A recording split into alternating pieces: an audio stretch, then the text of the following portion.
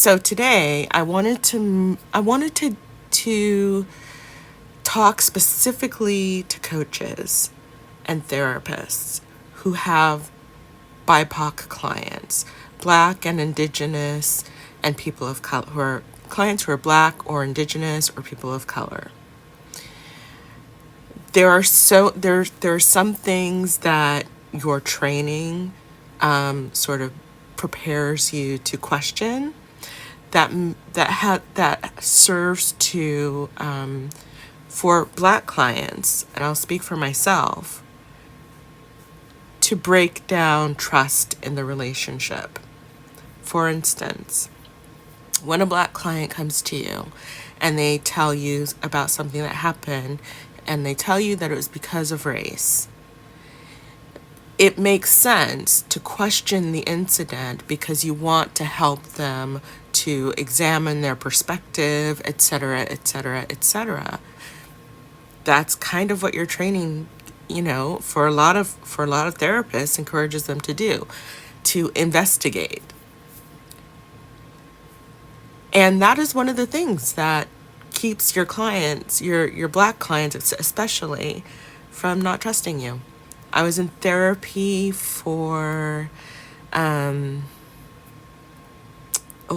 6 years before I talked about race with my therapist. And it is a huge part of my life. I have so much stuff to unpack that is just pure racial trauma. And he has no idea what to do. And so I realized if he doesn't, because he's a pretty woke guy, and I have a feeling that he's done workshops on racial equity and inclusion and belonging. I have a feeling he's done all that stuff. But the thing about those workshops is it's like taking German in high school and then expecting to be able to have a fluent conversation with a German person as an adult. Our instincts take over. So I'm just going to give you one thing today that you can do. And I got this from a great creator called White Woman Whisperer, which is to validate first and then understand later. So when a client comes to you and says, this person, I had this situation and it was because they were being racist toward me. Thank them for sharing it, for trusting you to share that with you. Ask them how they're doing. But do not try to investigate the incident at that point to see whether or not it was actual racism.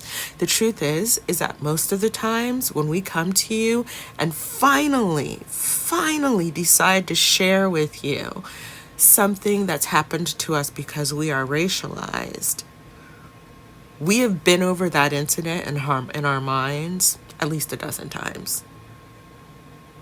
Because we were looking for a way for it to be not to be what it was very often. And because racism it's like a form of cultural narcissism, you're constantly being gaslit and you're constantly being forced to prove not just to the world, but even to yourself that what just happened to you actually happened. And it happened for the reasons that you know inside your gut, that you knew in your gut, even right from the beginning of the interaction. And that's what's so wild about these situations, is that many times when Black people walk into a situation where they're treated badly because of their race, they know it within seconds of entering that person's space. They know it from the moment the person sees their face. And then it's just like about hoping it doesn't become as bad as it could be. So validate first, respect and express appreciation for their trust. Check in with them on how are they doing. And then talk to them about self-care. And for right now, that's all I've got. But I will be back, and I hope to build this space more to feel free to ask me questions, and talk to you soon.